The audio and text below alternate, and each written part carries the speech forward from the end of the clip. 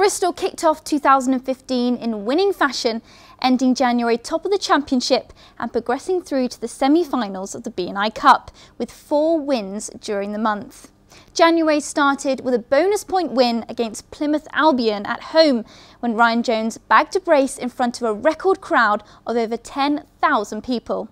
I don't think I've scored 2 tries in my career in a game, so it was nice. But yeah, look, it was just nice to get on the score sheet. You know, I love playing rugby, but beyond everything else, you know, you can take a lead train and whatnot, but to put on a jersey and leave a change with this group of boys in front of that crowd is nothing sort of special. And it's moments like that, no matter what you've achieved, that you sit back and you treasure, really.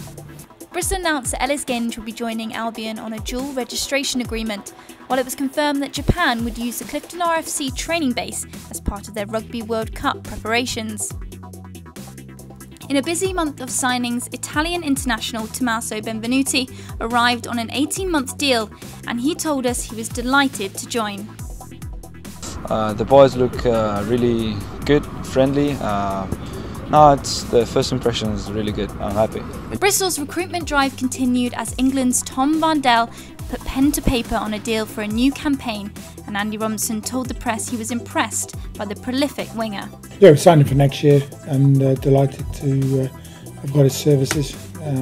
Tom was schooled at Colston's Collegiate and went on to have a great career with Leicester and has performed really well having moved to Wasps. So we're looking forward to him joining the squad in the summer. Matt Morgan returned from an injury layoff to start the clash versus Jersey at St Peter, but it was Nicky Robinson who stole the headlines with his late try to snatch a bonus point win.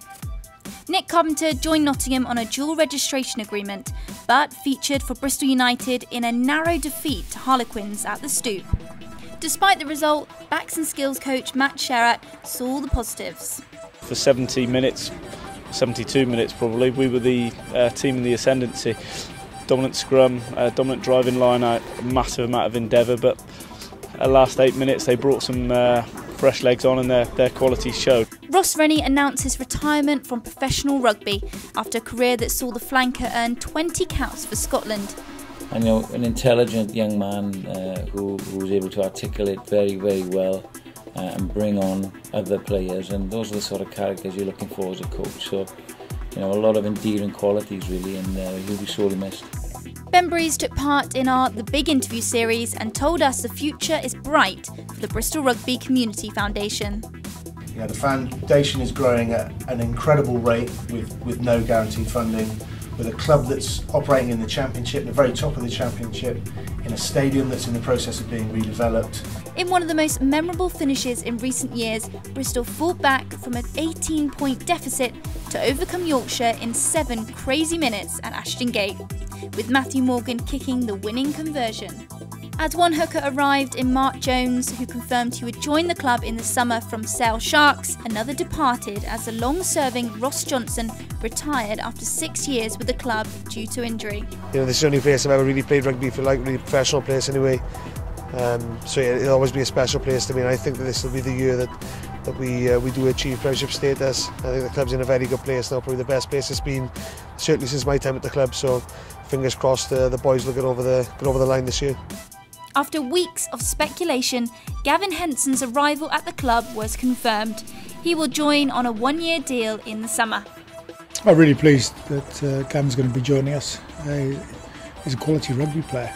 He can play at 10, 12 and 15.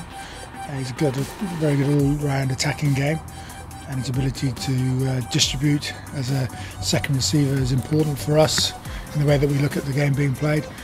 Meanwhile, Joe Joyce heads to Yorkshire Carnegie on a dual registration agreement, and Matthias Diaz returns to Argentina in a bid to earn a place in the World Cup squad. Ross McMillan linked up with his new teammates in late January, and the former Northampton hooker told us he was excited to be part of the squad.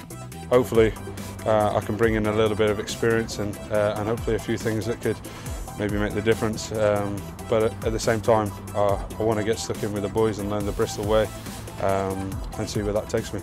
Bristol rounded off the month with a hard-fought victory over Yorkshire in the B&I Cup, bagging Bristol a place in the semi-finals. Don't forget to vote for your Try of the Month for your chance to win 2 tickets to an upcoming game.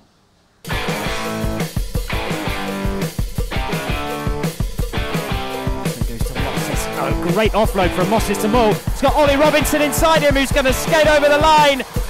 Bristol bring up the bonus point in the first half.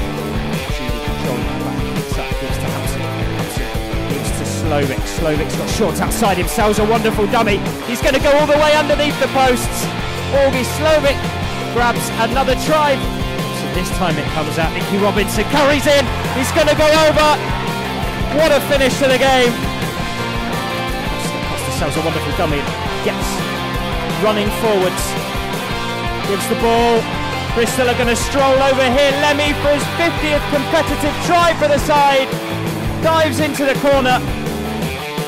Right through the hands. Gaston Cortez gets a wonderful ball out the back of his hand. Cuts back inside. And Bristol are going to get off the mark very early on.